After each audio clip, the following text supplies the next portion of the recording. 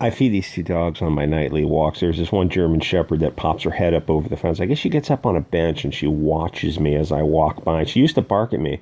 Then I started carrying those dog cookies in my pockets. So I started throwing her a couple dog cookies, hoping to God the owners don't come out and start yelling at me. So she doesn't bark anymore. She just stares at me silently, watches, and waits for her treats every night. This other dog comes up to this kind of lower fence. It's a big dog, but I can, because the sidewalk is up higher than the fence, I can reach over the fence. So she or he used to bark at me all the time. So I started handing him cookies, and he would come up to the fence, put his paws up on it, and just engulf my hand, just chomping these milk bones every night. A sweet dog. But and then I walk away rubbing my beard, and I thought, oh, maybe I should wash my hands first before everyone's all worried about this corona thing. Maybe I should be more careful. Anyway. So, Star Wars uses they, them pronouns. And this is unbelievably lame, and it fundamentally doesn't work because humans choose pronouns according to sex, not your personal identity. If a person thought they were a monkey, we wouldn't entertain that nonsense because that would be a crazy person. If you entertain crazy people's beliefs, you'll just get more crazy people just pushing the boundaries. Pronouns are a shorthand that the other person uses in communication. It is based on your sex. It would be like telling a third party, I identify as pretty with blonde hair. So if you have to describe me to other people, make sure you describe me as the pretty person with blonde hair. The reality situation is I'm very much not pretty, and I've got a shaved head, and I never had blonde hair. You don't get to choose other people's beliefs. The Marxists keep pushing this stuff to further the decline of civilization. California's governor just said that men can go into women's prisons if they identify as women, which no matter how many 1970s films you've seen about women's prisons, they're not as cool as those movies portray them. In fact, they don't look a whole lot different than the men's prisons. So the pronoun thing actually has got much larger repercussions. It's a way of controlling other people. They're trying to impose their will on you to force you to see reality according to their narcissism. And don't get me wrong, I mean, I've got friends who are trans, and if you meet someone and it's obvious they're making an effort, obviously, if they're wearing a skirt and makeup and hair and they're trying, okay, yeah, sure. But you're talking about a fictional character in a game? That's nonsense. This is nonsense. This is just virtue signaling for dopamine, just breaking your arm, patting yourself on the back. It's so obvious what you're doing, and the people on Twitter roasted him. If you follow Ibe Canales on Twitter, the guy is very, very funny. So this whole thing is like the king has no clothes, except the king has a big old set of hairy balls, and he wants us to call them lady balls. Oh, you know what? I can do community posts now. So if you're shilling your Comics Geek project, let me know. Leave me the name of the project below, and I will do a post for you. They say if they can make you believe absurdities, they can make you commit atrocities. And if you enjoy playing dress up, and you like dressing up in ladies' clothing, and you want to have some kind of kinky sex, knock yourself out. No hate from me. What consenting adults do is entirely up to them. It's none of my business. But you don't get to change how other people think of you.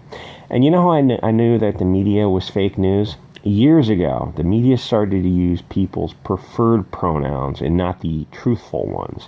The media is there to report truthfully, fair, and unbiased news. If you're reporting on a story and you use the biologically incorrect pronouns, you're lying. If you're lying about that, you're lying about other things, or at least that is a safe assumption. Once they include such a glaring material misrepresentation of the truth, it invalidates everything that they're saying. It also makes the editor complicit in the lie. It is literally fake news, and none of this is organic. Kids are saying that they're trans now just to get attention. In reality, in my own personal experience, I would guess that maybe 2% of people are actually gay. But if you subject people to societal pressure, you can turn them gay. And they did experiments with rats that showed this, which is the goal. They want to decrease birth rates by increasing butt sex.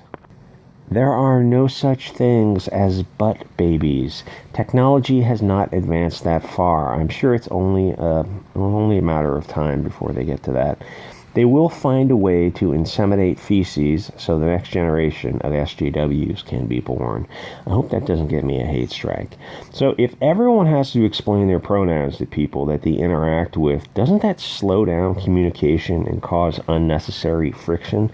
I don't want to have to remember that your pronouns are some silly nonsense that you just made up. I can't imagine what it's like being a kid today. If you're in a class of 30 other kids and everyone has different pronouns, isn't that a pain in the ass? For some of these kids, probably literally. When I was a kid, we just used the biological pronouns because it was fast and accurate 99% of the time. Maybe you saw some dude with long hair or some chick with short hair or something. I'm not misgendering you. I am correctly sexing you. Sorry for that graphic image. The reason this is annoying for rational adults is because we were kids once. We know that this is just a fad to get attention. You will grow out of this nonsense because fundamentally it is nonsense. All this is so much first world BS problems. It's you introduce this character and you say they use these certain pronouns. So what everyone is asking, everyone wants to know is, okay, but what are they really? Oh, well, they're they, them. No, I mean, well, they whatever you identify as, fine. But I mean, biologically, what are they? Oh, well, they are a man. Oh, okay, well, you don't mind if I use, he, him pronouns? Oh, well, if you want to be a Nazi, I guess you can use the correct biological pronouns. Anyway, so let me say this to international publishers. Take this character was not the first. Taka, this character is not the first. I can promise you they'll not be the last gender non-binary Star Wars character. Oh, that's a mouthful, Jose. So you would do well to figure out how to handle that correctly for translations. Stunning and brave. 700 likes on that. In the French version of the story, he was masculinized against the translators' will. God, that's practically a war crime. Okay, I saw this.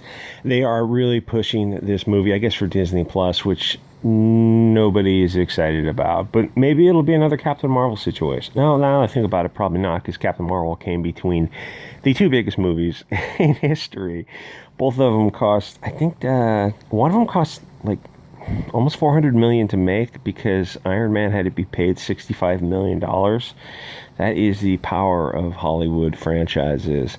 But, made billions of dollars. And it was they were okay movies. So I suspect this is not going to do as well. But this is going to be on, Disney Plus, so it's not quite the same. And they're not going to put the same budget into it, I'm sure. But they're pushing this. And I saw this article, and I was really surprised that a mainstream comic book news had a sense of humor, because I assumed that Bleeding Fool and Bounded into Comics were the only two that have a moderate take on things. So I got down here when he starts describing this, and I thought he was saying all this sarcastically, and there's going to be a punchline. He says, it will be interesting to see what Kevin Feige does with the character in the Disney Plus series. As in the comics, Khan is an Inhuman whose powers are a ripoff of Reed Richards from the Fantastic Four. Excellent first movies from the 90s. That was, I think, a Golden Globus production. I think you can find it on YouTube. I have it downloaded. It's hysterical. And don't forget the awful Inhumans. I think Captain America is also on YouTube. Another really low budget. I think they needed to keep the IP alive, the rights to the project alive. Don't forget the Awful Inhumans IMAX ABC series from Marvel TV. In addition, the character is another one of those forced politically correct Marvel replacement characters that nobody wants, so Feige has his work cut out for him. It's also interesting that Deadline says Marvel always had planned on staying true to the character, yet Feige replaces other characters in the MCU and in the comics, and an MCU producer complains about X-Men using the word men. Yeah, replacement characters only seem to go one way. Gee, why is that? And they go exactly the opposite of the way of the people who actually buy your product. But, whatever. That's how you guys roll. Similar to Captain Marvel, Ms. Marvel doesn't even sell a lot of comics, as a comic has to be continually relaunched over and over again.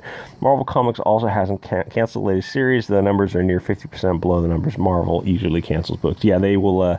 They'll just hold on to these things because it's like, I guess it's a matter of pride to have these Ms. Marvel and Captain Marvel and Shuri, and it's like, oh, you canceled the series with a Pakistani girl. Yeah, because no one was buying it. All you people who were bitching on Twitter, it's like, well, we only sold 17,000 copies. So where were you buying those $4 comics?